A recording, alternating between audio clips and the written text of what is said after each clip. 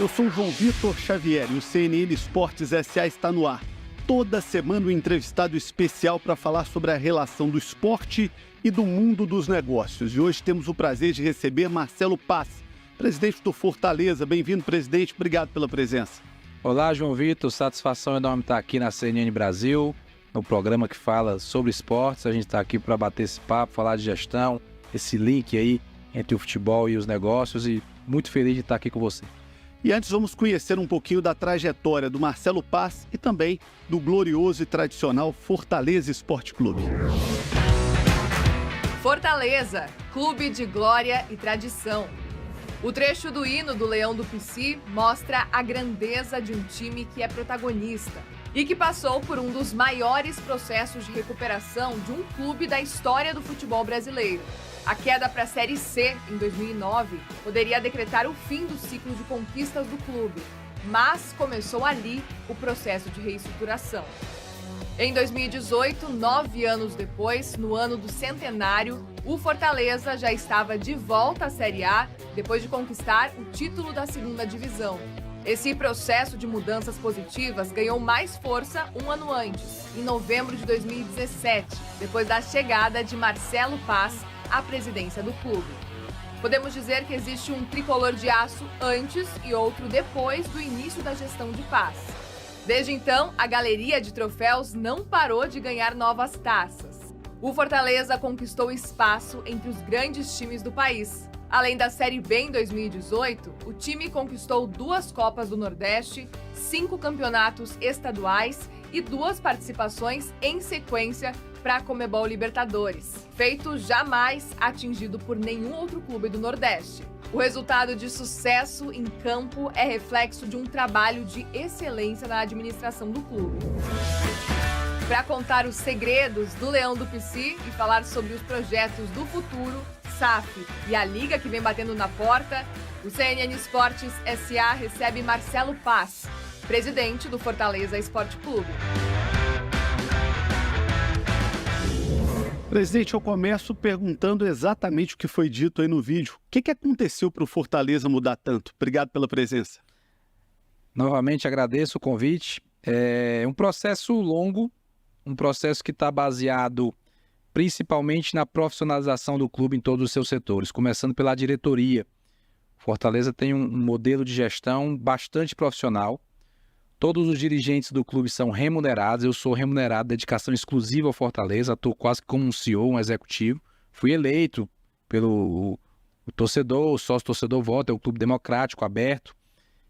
Mas a gente trabalha numa gestão muito profissional. Planejamento estratégico, metas e objetivos por diretoria. Cada diretoria tem que entregar o que foi planejado no início do ano. Não é só o futebol, não é só quando a bola entra. A escolha técnica de quem está ao meu lado, dos diretores, isso também faz toda a diferença, porque cada profissional que está ali é porque tem mérito e conhece daquela área, não tem um arranjo político, ou porque é parente de um ex-presidente, ou porque ajudou a ganhar a eleição. Não, é escolha técnica. Isso acho que faz toda a diferença. É como um time de futebol, né?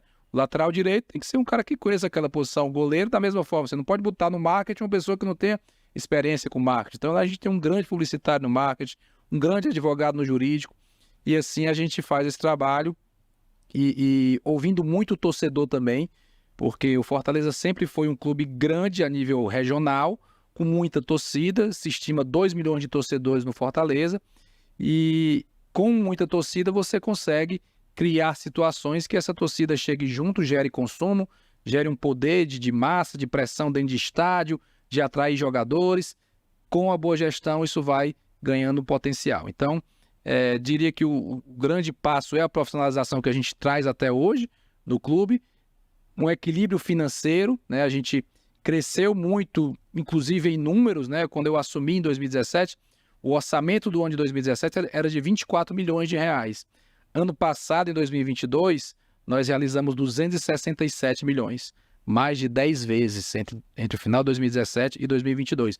Mas isso não fez a gente se deslumbrar, porque futebol, tudo é muito caro e você tem que ter um controle na ponta do lápis, do que vai gastar, dos investimentos que vão ser feitos, para ter credibilidade no mercado. E eu digo muito que o camisa 10 do Fortaleza é o salário em dia.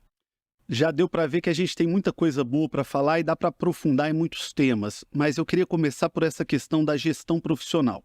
Fortaleza é um clube social, né, tem os seus sócios, tem os torcedores que participam da vida.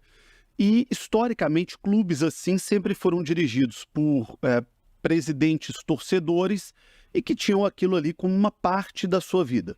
O senhor hoje é um presidente em tempo integral, né? O tempo todo ali cuidando do Fortaleza e remunerado. Como é que foi essa transição e como é que foi fazer essa ruptura que é muito pouco comum no futebol brasileiro? Bem, eu digo muito que o futebol, a gente cuida de paixões e milhões. Então não dá para ser amador. Não dá para cuidar de paixões e milhões chegando no clube depois de 5 horas da tarde. Ou seja, depois do expediente na outra atividade. Então, quando eu me propus a ir para o Fortaleza, para a presidência, eu deixei os meus negócios, né? A minha família tem escola em Fortaleza, eu deixei de lado, meu irmão assumiu, né? Ele também é administrador como eu, assumiu a gestão e eu fui focar 100% porque eu entendi que era a única maneira de conseguir entregar resultado, era com foco 100%. O estatuto do clube já permitia a remuneração, mas nunca tinha sido aplicado. No ano de 2018, que foi o meu primeiro ano completo como presidente, ainda não teve a remuneração. Ao conquistar a Série B, eu diria que a gente ficou assim com um pouquinho de moral, né? E aí submetemos ao Conselho, a remuneração foi aprovada no Conselho Deliberativo e desde então se tornou uma prática que não é questionada pelos torcedores ou por quem está próximo, porque futebol é o seguinte, ganhando ou perdendo vai ser cobrado independente se ganha salário ou se não ganha salário. Então que a gente tenha a tranquilidade de gerar um resultado para o clube, tendo a remuneração que eu entendo que é adequada, que é justa, porque se gera receita para o clube, e de forma transparente, né? Isso é muito claro, está no balanço do clube, o Conselho Deliberativo aprova, e acho que é uma mudança de patamar. Não vou aqui criticar quem faz diferente. Cada clube tem o seu modelo, cada clube tem a sua forma, mas acho que no Fortaleza isso tem dado certo. Mas eu tenho percebido aqui, ouvindo dirigentes, que esse é um caminho cada vez mais comum. Praticamente todos os clubes que passaram aqui estão buscando, se não tem um presidente em tempo integral, como é o seu caso, tem um CEO, tem alguém ali para cuidar da administração do clube. Você diria que a sua função é exatamente essa, né? De um presidente estatutário, mas que exerce na prática a função de um CEO, de um controller do clube? Sim, eu diria que é exatamente essa. Fui eleito, então sou estatutário, tenho um mandato. Mas a atuação é como um executivo, que vive o clube 24 horas, que permeia as diversas áreas do clube. O clube é muito conhecido, qualquer clube de futebol, pelo futebol, né? Pela bola entrando, pelos jogadores, do treinador, mas eu atuo no financeiro, no administrativo, no sócio-torcedor, na parte de varejo, patrocínio, representação institucional, entrevista, CBF, Federação Cearense, então é uma atuação muito ampla, junto com cada um dos pares de diretoria. Cada área tem o seu profissional específico, que também são remunerados. Esses não são dedicação exclusiva, mas são remunerados. Mas o fato de não ser dedicação exclusiva não quer dizer que não tenha que entregar resultados. As metas e objetivos são definidas no começo do ano, em planejamento estratégico formal. Mas eu atuo sim como executivo, como CEO, permeando por todas as áreas e com dedicação integral ao clube. Presidente, o senhor conquistou um respeito muito grande no meio do futebol. Eu comentava com o senhor antes do início do programa que desde que iniciou essa série aqui na CNN, toda semana alguém me sugere, olha, tem que entrevistar o Marcelo Paz, o que esse cara está fazendo é diferente, tem que ouvir o case do Fortaleza, o Fortaleza é um clube diferente. Como é que o senhor recebe esse tipo de visão do meio do futebol e como que o Fortaleza hoje passou a ser visto na sua avaliação para fora do Ceará? Como é que o Brasil hoje enxerga o Fortaleza? Porque é muito grande esse desejo das pessoas de ouvirem um pouco mais sobre o trabalho do Fortaleza. Eu recebo essa fala com muita alegria, porque a minha função hoje é a junção da paixão, que eu sou apaixonado por futebol e pelo Fortaleza, com a minha vocação profissional, que é gestão. Então, ser presidente do Fortaleza, atuar nessa função, para mim é juntar paixão com vocação. E isso gerar resultados é algo que nos satisfaz e também nos deixa feliz de saber que ao redor do Brasil isso já tem despertado, né, interesse, admiração. Às vezes a gente faz uma palestra numa cidade, outra num evento esportivo, troca uma ideia, às vezes liga um dirigente de um clube menor, que tá, poxa, eu me espelho no case de vocês, queria saber o que é que vocês estão fazendo. Posso ir aí em Fortaleza? Eu digo, venha que a gente lhe recebe, vamos conversar, vamos bater papo. Então, eu fico satisfeito e acho que a gente tem uma responsabilidade também de tentar ajudar a melhorar o macroambiente do futebol brasileiro. Futebol é paixão, é uma marca do nosso país, o povo brasileiro é apaixonado pelo futebol como um todo. Assim como o nosso torcedor tem essa paixão, tem no Grêmio, no Inter, no São Paulo, no Corinthians, no Fluminense, no Atlético Mineiro, no Cruzeiro, no país inteiro. Né? Em Natal, ABC e América, em Sergipe, Confiança em Sergipe. É a paixão intrínseca do torcedor. No futebol amador, na várzea, o cara tem essa paixão. Demais. O futebol ele mexe com as pessoas de tal forma, e acho que isso também gera um impacto para os clubes, da responsabilidade social dos clubes, porque tudo que um clube faz ou deixa de fazer tem impacto, principalmente os clubes de massa. Então a gente lidar com isso tem um peso, e eu acho que a gente pode contribuir para o macroambiente do futebol brasileiro, porque o futebol ele vai além da questão esportiva. Hoje, futebol é uma atividade econômica impactante. Quando um clube vai para uma Série A, um clube de uma cidade, por exemplo, em Fortaleza, né? Tivemos durante os últimos 4 anos os 2 na Série A, Fortaleza e Ceará. Isso gerava um impacto financeiro muito grande para o estado. Receitas que iam para lá, grandes jogos. Eu digo muito o seguinte, o maior produtor de espetáculos do estado do Ceará é o Fortaleza. Porque ano passado nós levamos 1 milhão de pessoas para o estádio. Qual é o cantor que leva 1 milhão de pessoas ao longo do ano? Não tem, ninguém faz isso. Então, E as pessoas se esquecem que nisso está envolvido ali o cara que vende churrasquinho na porta do estádio, o cara que pega um bico no final de semana para ser bilheteiro, o que está trabalhando na segurança, a pessoa que trabalha na lavanderia do clube, que vai lavar a roupa do jogador. A gente muitas vezes pensa o futebol como o salário milionário do jogador, mas a gente esquece de uma cadeia muito grande de receitas que está em torno disso, né? E o turismo. Todo jogo atrai gente. Seja a delegação que vai, seja a arbitragem, seja a imprensa, seja o empresário de jogador que vai observar, seja torcedor que viaja. O Fortaleza tem viajado mais, né, até para a América do Sul. Tem gente que aproveita e vai com a família para fazer um turismo e ver o jogo do clube. Então, movimenta a economia. E no Ceará recebe também, né? Porque todo mundo quer ir lá assistir um jogo contra o Fortaleza, contra o Ceará e ainda aproveitar o final de semana. Lá o pessoal chega 3 dias antes e fica um dia a mais. Vai curtir a cidade, leva a família. Então, é uma atividade que tem esse impacto. E a gente tem que encarar também assim, não é só gramado, bola, jogo, tem um impacto social e econômico que eu considero muito importante. Presidente, queria falar de uma coisa prática dessa organização do Fortaleza. Toda vez que o clube vende um jogador, ele detalha todos os passos da negociação. Por quando foi vendido, qual que é a condição de pagamento, o que será feito com aquele dinheiro. Como é que isso funciona na prática no dia a dia do Fortaleza e qual o impacto dessa transparência, dessa abertura para a relação com o torcedor e com o investidor, com o patrocinador do clube? Nós entendemos que transparência gera credibilidade e um clube de futebol, como uma empresa, como uma organização, precisa de credibilidade. O torcedor, ele contribui diretamente para o clube. Inclusive o Fortaleza, a margem de contribuição do torcedor dentro do orçamento é altíssima. Comprando camisa, indo para o estádio, fazendo sócio-torcedor, assinando pacote de streaming. Então ele tem que olhar para a dirigência do clube, ele tem que olhar para a gestão e pensar o seguinte, eu confio que o meu dinheiro está sendo aplicado de maneira correta. Então nada melhor do que a transparência, do que dizer o valor exato, o percentual exato, a forma de pagamento. Por exemplo, a gente vendeu o Moisés agora para o México, né? Foi a maior venda do futebol nordestino. Então nós detalhamos, entrou 3 milhões de dólares na entrada, mais 900 mil dólares em janeiro, mais 900 mil dólares em junho. Aí para crítica, o torcedor, poxa, Moisés era o nosso grande jogador, vai receber uma parte depois, mas faz parte do negócio. Porque senão as pessoas entram que entrou 4.800 de dólares de uma vez e cadê esse dinheiro, né? Por que não aplicou? Porque não contratou logo outro jogador. Então a transparência e a verdade têm força.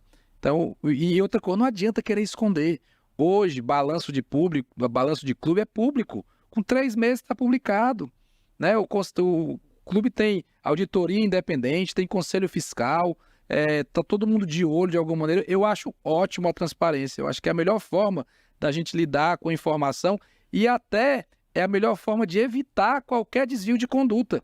Porque quando está tudo muito claro, quando todo mundo pode olhar o que está sendo feito, fica mais, até me ajuda, né? O próprio torcedor é o fiscal do clube, né? O próprio torcedor é o fiscal do clube. Eu digo muito, o Conselho Fiscal, que é um órgão independente do clube, na hora que eles querem qualquer coisa dentro do clube, eu digo, tá aqui, tá aberto, procure tudo, se tiver dificuldade, me avise. Porque se tiver alguém em setor tal que está dificultando a acesso à comunicação, eu vou ficar preocupado. Então, eu entendo que a transparência é o melhor caminho e isso dá credibilidade também, né? Para o torcedor, mas para o investidor, para os patrocinadores, para o mercado como um todo, para o jogador, para o treinador. Um clube de futebol, ele tem muitas características de uma empresa. E uma empresa, ela tem que atrair e reter talentos. E acho que essa comunicação transparente também ajuda nisso. E nessa história de atrair talentos, o senhor acaba de atrair o Marinho, que é um jogador badalado no futebol brasileiro, passou por grandes camisas, jogou no Santos, jogou no Cruzeiro, jogou no Flamengo e que volta para o futebol do Nordeste. Aliás, voltou para o Nordeste tendo tido propostas de outras grandes marcas do Brasil. Como é que foi essa negociação e, simbolicamente, o que significa para o Fortaleza o Marinho ter preferido jogar no Fortaleza a jogar no São Paulo, a jogar no Cruzeiro, a jogar no Fluminense, que foram clubes que chegaram a falar no jogador e, pelo que a gente sabe, chegaram a fazer proposta para ele? Eu acho que é um posicionamento de mercado interessante, né? Historicamente, qualquer jogador, quando tinha uma proposta de um clube do Nordeste comparado a um clube de Rio, São Paulo, ele nem pensava em escolher por vários fatores, por visibilidade, sei lá, proximidade de seleção brasileira, entre outras coisas, salários. Então, o case do Marinho, ele mostra que os atletas olham para lá com bons olhos. Veem que é um clube que tem estrutura, que tem credibilidade, que tem ambição esportiva, que o atleta também olha isso, né? Salário em dia, premiação em dia. Então, é um carimbo, né, de que Fortaleza é um clube atrativo. Além da cidade também ser muito boa de se morar, né? Um jogador de futebol que os jogadores de Série A no Brasil têm excelentes salários. Eu digo muito que quem melhor remunera os executivos no estado do Ceará são os clubes de futebol. Nenhuma empresa consegue pagar o que a gente paga de salário para os jogadores, se considerar que um jogador é um executivo, né? Então, ele vive muito bem lá. E a gente dentro do clube procura dar todo o suporte para o jogador, de tudo, de estrutura, de pessoas, de cuidado, de zelo, de preparação. Então, o atleta ir para lá é um marco. E ele liga, né? Ele não vai de graça, assim, ele liga para alguém, como é que tá aí? O clube é sério, paga em dia, as pessoas são legais. Futebol é um meio muito pequeno, todo mundo se conhece. Com 2 ligações você pega informação de quem quer que seja. Então o atleta tem esse cuidado. Então o carimbo da ida do Marinho, eu acho que coloca o Fortaleza nesse mapa aí de poder disputar jogadores com alguns clubes do país. A gente ainda não consegue disputar, por exemplo, com o Flamengo, com o Palmeiras, não dá ainda. O patamar salarial é muito acima, né? Mas o próprio Lucas Lima, que era do Palmeiras, esteve no Fortaleza também. Foi uma situação diferente do Marinho, ficou 2 anos lá. Então são cases que eu acho que atestam aí o que a gente vem fazendo de trabalho. O senhor falou sobre Palmeiras e Flamengo. Tem espaço para alguém disputar com os dois no futebol brasileiro hoje? É difícil, né? O Atlético Mineiro disputou há pouco tempo, né? Fez uma temporada muito boa 2021, né? Ganhou o Brasileiro e a Copa do Brasil. Mas eu diria que hoje Flamengo e Palmeiras estão num nível um pouco acima econômico, financeiro. Tem 2 grandes estruturas. A estrutura de trabalho do Flamengo e do Palmeiras é excepcional, tem grandes elencos. Das 10 maiores compras do futebol brasileiro, historicamente, eu acho que 8 foram do Flamengo. O Palmeiras tem uma base muito forte. As 5 maiores, das 10, 5 maiores são do Flamengo. As 5 primeiras. De 1 a 5, né? De 1 a 5 é do Flamengo. Então, isso reflete uma outra coisa, que também é a divisão de receitas dos clubes no Brasil. Isso aí é uma discussão que cabe também. Mas, objetivamente, na sua pergunta, é muito difícil disputar com esses clubes que têm muito dinheiro, mas também são muito organizados. A gente não pode só dizer, porque Flamengo ganha... Não, são muito organizados. Fizeram um dever de casa. Sabem o que fazer com o dinheiro. Sabem o que fazer, sabem como valorizar a sua marca, sabem como atrair grandes jogadores, sabem como vender jogadores para gerar receita. Então eu aplaudo, bato palmas, e acho que hoje ainda há uma distância grande aí, difícil de ser encarada. Daqui a pouquinho a gente vai falar mais sobre isso, até porque a questão da Liga, ela é obrigatória aqui no programa. Eu tenho ouvido todos os dirigentes sobre isso. Antes, um outro assunto também obrigatório, que é a questão da SAF. A lei foi aprovada, está sendo aperfeiçoada. O senhor já apresenta um Fortaleza que é uma SAF sem investidores, porque tem a organização da SAF, tem a remuneração de dirigentes da SAF, tem uma gestão empresarial, mas não tem um dono, né? O dono é o torcedor, é o associado. Como é que o Fortaleza vê esse movimento? Qual é o pensamento do Fortaleza sobre isso? É um caminho para o Fortaleza ou não? Bem, primeiro que a nível de legislação, eu acho uma legislação muito boa. A SAF se prova ser uma lei acertada porque os clubes estão usando, né? E se a gente pegar os principais exemplos aqui do Brasil, né? Botafogo, Vasco, Cruzeiro, o próprio Bahia, se tornando SAF, passaram a ter um nível de competitividade muito maior. Eram clubes, com exceção do Bahia, os outros três estavam numa dificuldade grande e a SAF deu esse respiro, né? Porque possibilita investimento externo, melhora práticas de governança. Então, eu vejo a lei como algo muito bom. O Fortaleza não tem intenção de vender controle. Zero intenção de vender controle. Mas o Fortaleza acha que pode sim virar uma SAF. Virar uma SAF com o controle de 100% das ações. Mas será que o investidor coloca dinheiro para não ter o controle? Em especial no futebol, porque hoje Fortaleza tem o Marcelo Paz, mas nem sempre foi assim e talvez não seja no futuro. Como é que vocês vão conseguir resolver essa questão de equity sem trazer uma desconfiança do mercado e do investidor? Nós já tivemos sinalizações muito reais que sim, de que no Fortaleza tem espaço para investimento minoritário, como existe, por exemplo, na Alemanha, né? O Bayern de Munique é um clube que 25% das suas ações são de empresas e os outros 75% ficam no controle do clube. No Chile já tem clube-empresa também, no mesmo formato. As legislações dos outros países são um pouco diferentes do Brasil. Por exemplo, na Alemanha não pode passar de 50%. Né? O clube sempre vai ter autonomia maior. No Brasil pode ir até 90%. Mas no caso específico do Fortaleza, nós já tivemos sinalizações reais de quem queira investir num percentual menor. Mas o passo que o Fortaleza quer dar nesse momento é apenas de virar SAF e não vender nada das ações neste momento inicial. Porque virar SAF dá mais liberdade de governança, práticas mais modernas, o modelo associativo ainda restringe algumas coisas, dá acesso ao mercado para investimentos, para algum nível de endividamento responsável. Então, o passo que a gente está visualizando agora é esse, mantendo o controle do clube. Quanto o Fortaleza deve hoje? Qual que é a realidade financeira do clube? Olha, nós viramos o ano com uma dívida de 33 milhões de reais, mas é uma dívida de 33 porque já programa o salário que vai pagar ali na frente, alguma coisa de impostos. Então, o Fortaleza não tem nenhuma dívida trabalhista, zero.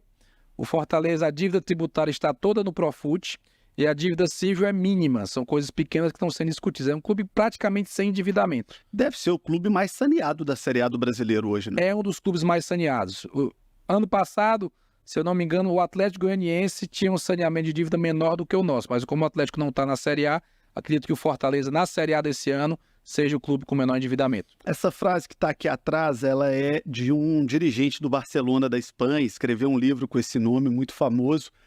A bola não entra por acaso, mas você tem usado constantemente nas suas entrevistas essa frase, e aí eu queria perguntar se esse é o acaso, ou a falta de acaso, né? A bola do Fortaleza está entrando por isso, porque não tem dívida, porque é um clube saneado, porque paga em dia, porque tem uma gestão profissional. É isso aí que faz a bola do Fortaleza estar entrando? O dirigente que você citou é o Ferran Soriano. Eu li o livro dele e eu me inspiro nesse livro para falar essa frase. Essa frase não é minha, eu gosto muito dela. Mas foi adotada. E ela se aplica ao Fortaleza. E acho que sim, quando a gente busca fazer tudo da maneira correta, ética, sem desvios, cuidando bem das pessoas, cuidando bem das finanças, ouvindo, sendo humilde quando erra, porque a gente erra muito também como dirigente. Quando erra, vai lá e pede desculpa ao torcedor, pede desculpa a quem quer que seja quando cometer uma falha. Eu acho que tudo isso gera uma energia aí de que a bola bate na trave e entra. E a gente tem alguns casos aí simbólicos de lances importantes na nossa história recente de que a bola bateu na trave e entrou.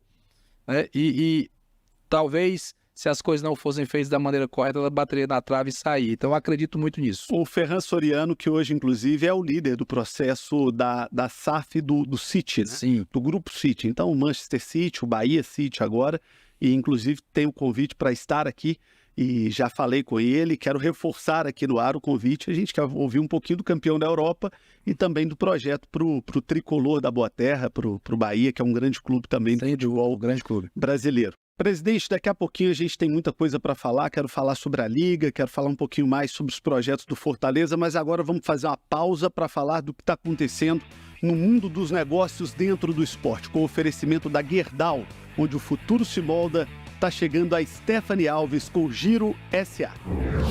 Muito obrigado, Stephanie Alves. São os números e as cifras milionárias desse esporte apaixonante. O presidente está com um presente aqui, Sim, presidente? temos um presente aqui para você, a nossa camisa tradição, né? Lindíssima. Tricolor tradicional. Vamos abrir aqui, mostrar a camisa do Fortaleza para o nosso espectador. Muito bem. E tem uma curiosidade, muito obrigado pelo presente, em nome de toda a equipe da CNN, uma curiosidade que é a marca própria, né, presidente? Sim, a gente tem esse case da marca própria, a marca Leão 1918, desde 2016 que a gente passou a adotar esse modelo, em que a gente passou a ter um controle total da produção, da quantidade de camisas produzidas, da quantidade de camisas vendidas, do layout das camisas, passamos a criar modelos diferentes, né, bem focado no torcedor. A gente tem a camisa da Copa do Nordeste, a gente tem a camisa do Outubro Rosa, em ano de Copa do Mundo a gente faz a camisa alusiva à Seleção Brasileira, uniforme 1, 2 e 3, com o de goleiro. Então tudo isso gerou um movimento. Colado com isso, a gente ampliou o varejo do clube. A gente tinha uma loja, quando eu entrei no final de 2017, tinha uma loja só, que era na nossa sede, e essa loja faturava em torno de 600 a 700 mil reais por mês, por ano. Ao final de 2022, nós estávamos com 14 lojas e faturamos 30 milhões de reais só com as lojas do Fortaleza, era gestão própria. E para o ciclo dos próximos 5 anos, nós fizemos um arrendamento desse varejo com a marca, né? A marca Leão 1918 continua sendo a marca do clube, mas a Volt fez um investimento, a Volt, que é uma marca de material esportivo, e vai cuidar das nossas lojas e do nosso material pelos próximos 5 anos. Então a gente pegou um produto que valia, digamos, pouco, né? Transformamos em algo grandioso e conseguimos comercializar, gerando resultados para o clube, gerando uma tranquilidade financeira do recebimento de royalties, e é um case aí que eu considero interessante e que também criou o carinho do torcedor. O torcedor do Fortaleza, ele se identifica com a camisa que é Leão 1918, né? O Leão é o nosso mascote, 1918 é o ano da nossa fundação, e a gente diversificou essa marca, utilizando só o leãozinho, camisa gola polo, camisa de botão, bermuda, chinela, carteira, relógio, uma série de itens com a marca da Leão 1918. Mas de toda forma deve ser difícil fazer essa ruptura, né? Porque o torcedor está acostumado, ele quer às vezes a marca famosa, a marca internacional, e muitos clubes passam por isso, às vezes até perdem dinheiro, ficando com uma grande marca, com uma grande patrocinadora, por essa dificuldade de compreensão do torcedor. Como é que foi esse processo para que o torcedor entendesse e o clube optasse por aquilo que dá mais dinheiro, que bota mais dinheiro em caixa? O processo foi justamente o da transparência, de dizer ao torcedor de que a gente precisava de um modelo que deixasse mais dinheiro em caixa, um modelo que a gente tivesse maior controle, um modelo que tivesse maior identificação. Agora, tem algo muito importante para que isso dê certo, a qualidade do material. A camisa é muito boa, é muito bem feita. Então, o torcedor aceita quando a camisa tem qualidade. Então, isso é fundamental. Não basta mudar a marca, dizer, olha, a marca é nossa, vamos lá, vamos comprar, porque vai entrar mais dinheiro. Se não tiver qualidade, ele não vai aceitar. Então, foi uma ruptura no modelo próprio, mas com um material de qualidade. Presidente do Fortaleza, Marcelo Paz, o nosso entrevistado aqui no CNN Esportes SA. E já vou deixar a pergunta para depois do intervalo. Quantos times já tentaram tirar o Vojvoda do Fortaleza? Daqui a pouquinho o presidente responde. Estamos de volta com o CNN Esportes SA, recebendo o Marcelo Paz, presidente do Fortaleza. Eu deixei a pergunta antes do intervalo. Quantos clubes já tentaram tirar o Vojvoda do Fortaleza? Olha, eu não tenho essa resposta com precisão, porque quando buscam levá-lo, falam direto com ele, né? Fazem abordar direto a ele ou ao empresário dele. Então, muitas vezes nem chega para mim. E se fala muito de clubes nacionais, mas ele também tem abordagens de fora do país, do México, da própria Argentina. Então, eu não consigo te precisar quantos clubes tentaram isso. Mas seu telefone já tocou com alguém falando, pô, me libera o Vojvoda? Algum presidente já te procurou? Já. Quem que te procurou? Eu vou guardar a informação porque fica muito público. Mas já teve, eu acho isso correto. Quando o presidente liga e diz, olha, eu tenho interesse no seu treinador. Ele vai ficar... Isso aconteceu, eu vou dizer, o período, certo? Durante a nossa crise ano passado, na Série A, em que a gente ficou 14 rodadas na zona na lanterna do campeonato, 20 na zona de rebaixamento, teve um clube que ia trocar treinador e me liga, você vai demitir o seu aí, porque se for eu quero ele. Digo, não vou. Deixa ele aqui que a gente vai se recuperar com ele. Presidente, falando de liga, nós falamos no primeiro bloco sobre essa disparidade do futebol brasileiro, a dificuldade de competição. O senhor hoje comemora um orçamento ali na casa de 300 milhões de reais e tem orçamento no Brasil de 1,5 bilhão por ano. A Liga pode ajudar um pouco a equilibrar essa situação do futebol brasileiro? Qual a visão e qual a posição do Fortaleza sobre a criação da Liga? Olha, eu sou totalmente favorável à criação da Liga e quero dizer que todos os dirigentes também são, de Série A e Série B, os 40 clubes que hoje estão na Série A e da B, muitos que estão na C também, acho que todos, mas alguns que estão na C que recentemente estiveram na B são a favor. O que está pegando aí é a forma de divisão dos recursos numa eventual liga. Nós temos um modelo hoje no Brasil de divisão de recursos de direito de transmissão. Olha, a gente aqui é programa falando de negócio, então é fácil explicar, né? É só uma linha que a gente quer mudar, que é a de direito de transmissão. Nas outras linhas de receita, os gigantes continuarão sendo gigantes. Continuarão vendendo muito mais camisa, continuarão faturando muito mais nos seus patrocínios. O seu match day vai gerar muito mais dinheiro do que o do Fortaleza, por exemplo. A venda de jogadores num clube que tem mais peso é um valor maior, mas tem uma linha que ela precisa ser mais igualitária, que é a transmissão do campeonato, que o campeonato é para todos. E as grandes ligas do mundo têm uma divisão de recursos mais igualitária. Na Premier League, que hoje é a principal liga do mundo, a diferença entre quem mais ganha e quem menos ganha é de 1,6. Na La Liga da Espanha é de 3,5. No Brasil é quase 7. 7 significa 700%. Ganha 700% a mais do que o que menos ganha. Então isso não gera competitividade. E o futebol brasileiro precisa ser comercializado no mundo inteiro. É falsa a ideia de que o futebol brasileiro é conhecido no mundo inteiro. Não é. Quem é conhecido no mundo inteiro é a camisa amarela. É a seleção. É a seleção, é o Neymar, é o Alisson, é o Vinícius Júnior. Os grandes atletas são conhecidos no mundo inteiro, mas as marcas não são. Se você for para botar o símbolo do Fortaleza, do Flamengo e do Atlético Paranaense em Hong Kong, o cara não vai nem saber o que é aquilo ali. Ou no Canadá. Mas se você botar o Manchester City, o Barcelona e o Paris Saint-Germain, eles conhecem. Porque esses campeonatos passam para o mundo inteiro. E passam para o mundo inteiro, principalmente o inglês e o espanhol, porque tem um equilíbrio maior. O campeonato inglês, os times médios conseguem comprar grandes jogadores. O Nottingham Forest veio aqui, tirou o Gustavo Scarpa, que foi o melhor jogador do Brasil, e levou o Danilo também.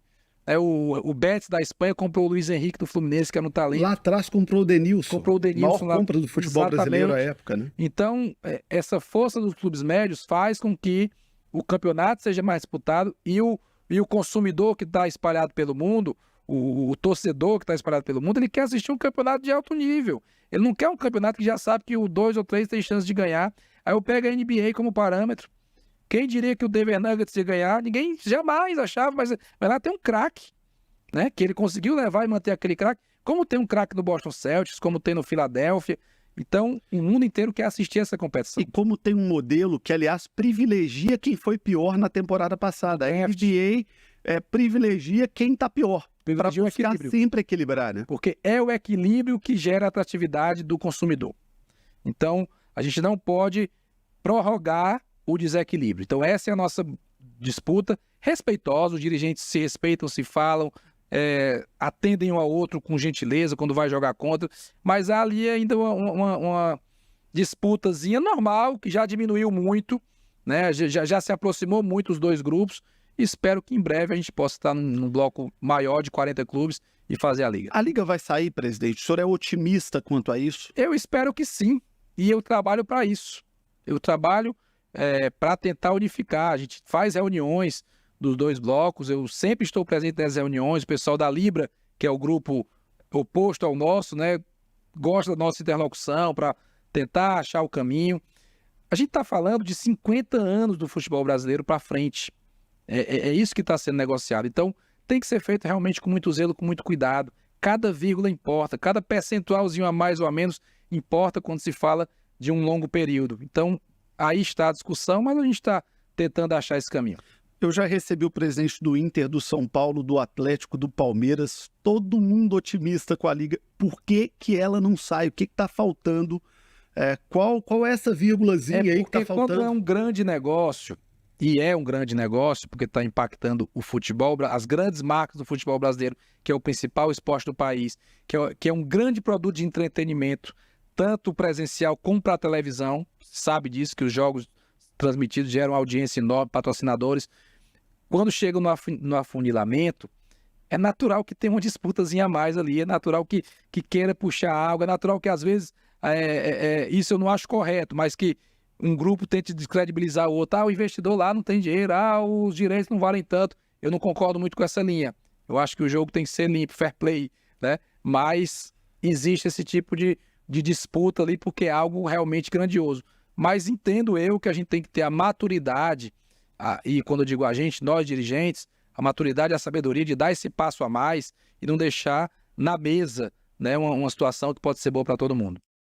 Ô, presidente, o time do Fortaleza é um time extremamente organizado, é um clube que acabou virando modelo, mas que vem de uma região que tem dificuldades em disputar economicamente. O futebol do Nordeste, historicamente, é um futebol mais pobre do que, por exemplo, o futebol de São Paulo, o futebol do Rio, com o Flamengo. Dá para reequilibrar essa situação? Dá para acreditar em médio prazo, com liga, com SAFs, com organização, que é o caso do Fortaleza, em reequilibrar esse tipo de conta? Ou é impossível acreditar num futebol nordestino competindo com um mercado milionário, riquíssimo como o de São Paulo? Eu acho que dá para diminuir as diferenças, né? E acho até que a gente vem diminuindo isso. O Fortaleza hoje é o 7º do ranking de clubes da CBF. Quando eu entrei era 42. Hoje nós somos o 7º. Furamos uma bolha, né? Porque a bolha era de 12, os 12 maiores clubes do Brasil, os 4 de São Paulo, os 4 do Rio, os 2 de Minas, os 2 de Porto Alegre. Então a gente está, como o Atlético Paranaense está ali também, é o 3º. Então o Atlético Paranaense provou que isso é possível, e eu me espelho muito no case do Atlético. O Bahia já esteve ali próximo também, o Fortaleza agora tem que furar essa bolha. Mas estar no protagonismo, na posição 1 ou 2, ainda está distante. Com a criação da Liga, que eu acredito, eu acho que pode diminuir e pode-se ter pontualmente, como o próprio Atlético foi campeão, como o Curitiba foi lá atrás, como o Sport foi também em 87, como o Leicester foi na Inglaterra, conseguiu um título na Premier League onde ninguém imaginava. Acho que a gente pode sonhar com isso, mas no atual modelo é impossível.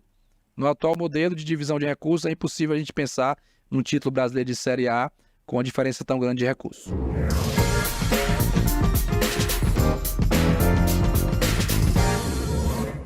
Muito bem, vamos para o De Primeira SA agora, perguntas curtas, respostas rápidas no oferecimento de Gerdau, o futuro se molda. Presidente, primeira pergunta, quem é o maior tricolor do Nordeste, Bahia ou Fortaleza? Fortaleza. Um jogo histórico do Fortaleza? Fortaleza e River Plate no Castelão pela Libertadores. Um sonho que ainda pretende realizar na direção do Fortaleza? Ganhar uma competição internacional. Rogério Ceni ou Vojvoda? Eu fico com os dois. O Vojvoda ainda está construindo a história dele, então não dá para comparar agora não. Deixa quando terminar a gente compara. Qual foi a maior tristeza que o senhor viveu como torcedor do Fortaleza? Olha, o não acesso da Série B, da Série C para a Série B em 2016. Isso me doeu muito. E eu já era dirigente, mas também como torcedor. Eu tenho perguntado a todos os dirigentes que passam aqui, o futebol brasileiro vai dar certo, presidente? O futebol brasileiro dá certo. Ele pode dar mais certo. Ele pode melhorar muito. Eu acho que a gente tem que... Desculpa essa resposta ser um pouco mais longa. Mas aqui a gente tem ótimos estádios, tem talento, tem bons dirigentes, tem público. Então, podemos melhorar, evoluir. Eu acho que a gente tem que dar mais certo. A gente sempre encerra com uma que só vale para aquele presidente. Durante os últimos anos, os 2 do Ceará estavam na Série A, Fortaleza e Ceará. Esse ano só o Fortaleza. É bom ou é ruim? Bem, para o Fortaleza em si, é bom. Para o futebol cearense, seria melhor os 2. Presidente, obrigado pela entrevista. Parabéns pelo trabalho que vem fazendo no Fortaleza.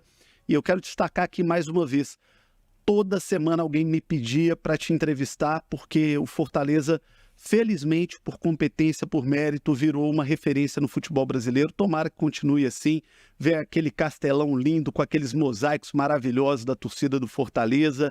É uma das mais belas do Brasil, né? A gente espera ver um Fortaleza cada vez mais forte, porque isso mostra que a organização dá certo no futebol. Muito obrigado. Eu que agradeço, muito feliz desse bate-papo e que as pessoas que pediram tenham gostado da entrevista, né? Que tenha valido a pena você ter nos convidado e que a gente possa ter gerado um conteúdo aí que gere algum tipo de inspiração. Muito obrigado. Presidente do Fortaleza, Marcelo Paz, aqui no CNN Esportes SA, que fica por aqui. Semana que vem tem mais, porque toda semana recebemos um convidado especial para falar sobre o esporte, sobre o mundo dos negócios. Obrigado pela sua audiência e até mais.